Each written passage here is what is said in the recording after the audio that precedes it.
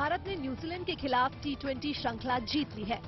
मंगलवार को भारत और न्यूजीलैंड के बीच नेपियर में खेला गया तीसरा टी20 बारिश के कारण बेनतीजा रहा। दरअसल भारत की बल्लेबाजी के दौरान बारिश आ गई, जिसकी वजह से मैच आगे नहीं हो सका। ऐसे में डकवर्थ लुईस नियम के तहत मैच को टाई घोषित कर दिया गया।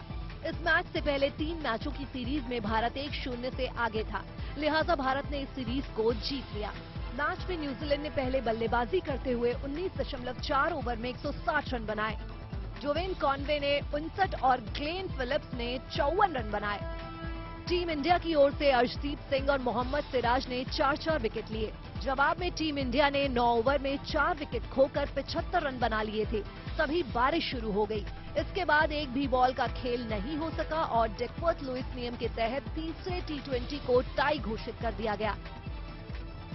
शुक्रवार से भारत न्यूजीलैंड के बीच 3 मैचों की एक दिवसीय श्रृंखला का आगाज होगा।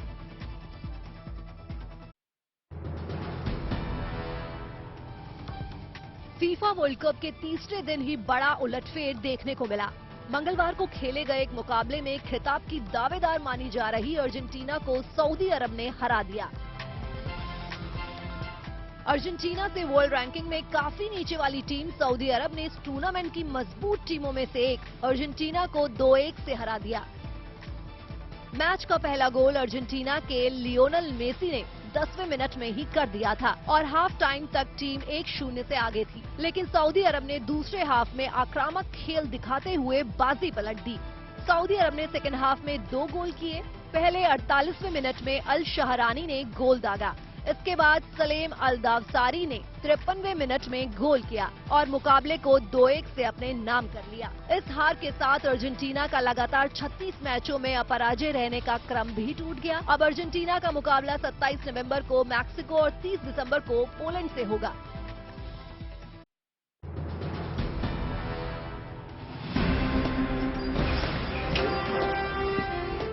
सैंतालीस साल की उम्र में जेल और अब 57 साल की उम्र में रिहाई।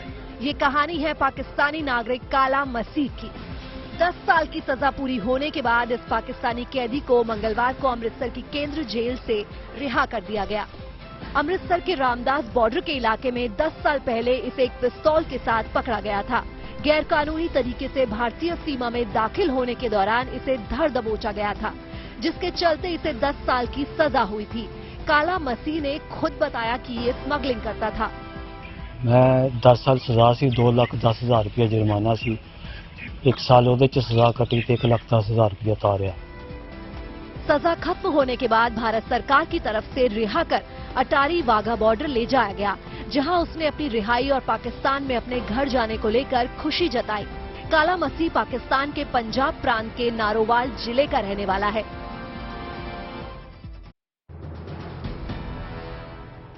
पाकिस्तानी सीमा के पास देश के जांबाजों ने कुछ इसी बहादुरी के साथ अपना दमखम दिखाया।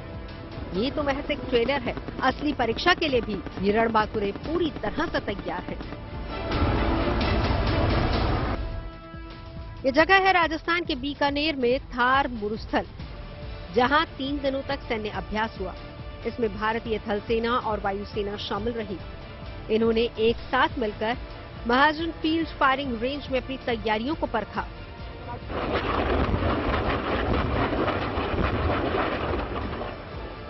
इस फायरिंग रेंज से इसी तरह सैकड़ों गोले दागे गए। वहां जैसे ही ये गोले अपने मिशन की तरफ बढ़ते रहे तो ये अपने पीछे काफी धुआं छोड़ते हुए चले गए। इस दौरान धमाकों की आवाजों से पूरा इलाका घंटों से गूंजता रहा। फायरिंग की ट्रेनिंग इसलिए की जाती है ताकि युद्ध के दौरान सभी हथियारों की बमबारी में तालमेल बना रहे और कोई गड़बड़ी न हो।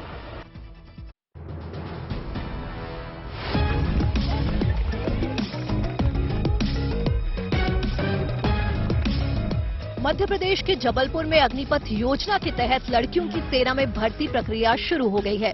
वहां जम्मू कश्मीर राइफल सेंटर में भर्ती रैली का आयोजन किया गया। इसमें बड़ी संख्या में मध्य प्रदेश और छत्तीसगढ़ के अभ्यर्थी शामिल हुए।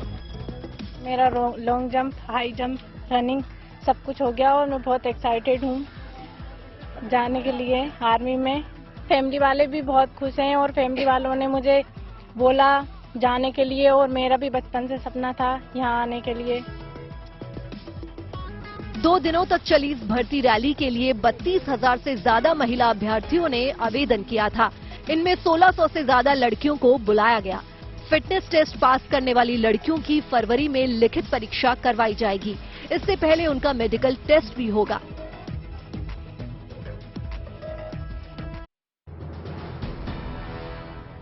एक महीना पहले यानी 22 अक्टूबर को 25,000 युवाओं को रोजगार और अब रोजगार मेले में 71,000 युवाओं को नियुक्ति पत्र। कहने की जरूरत नहीं है कि देश में बेरोजगारी खत्म करने के लिए सरकार मिशन मोड पर काम कर रही है। आज देश भर के 45 शहरों में आयोजित रोजगार मेले में 71,000 युवाओं को नियुक्ति पत्र दिए गए। एक साल में पूरी भर्ती प्रक्रिया संपन्न पूरी हो गई। सर बहुत खुश है।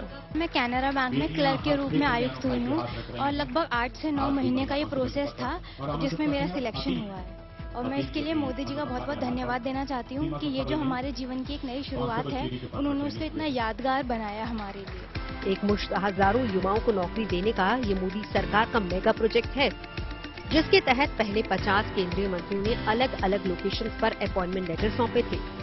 दूसरे रोजगार मेले में प्रधानमंत्री मोदी ने 71,000 युवाओं को अपॉइंटमेंट लेटर दिए।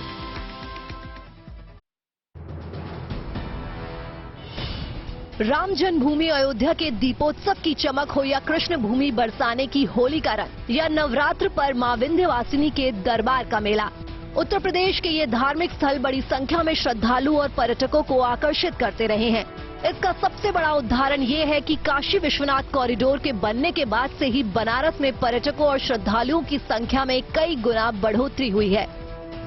इन धार्मिक स्थलों पर लगातार हो रहे पर्यटकों और श्रद्धालुओं के इजाफे को देखते हुए योगी सरकार ने यहां विश्व स्तरीय सुविधाओं को लागू करने की योजना बनाई है। इसके लिए पूरी यूपी सरकार ने 8 धार्मिक पर्यटन सर्किट तैयार करने की घोषणा की है। जानकारों की माने तो यूपी में धार्मिक पर्यटन सर्किट के बनने से यहां व्यवसाय और रोजगार की भी संभावनाएं कई गुना बढ़ जाएंगी। लोग सुविधाएं चाहते हैं, उन जगहों पर जाना चाहते हैं जहां पर उनके लिए पर्यटकों के लिए एक बेहतर सुविधाएं हों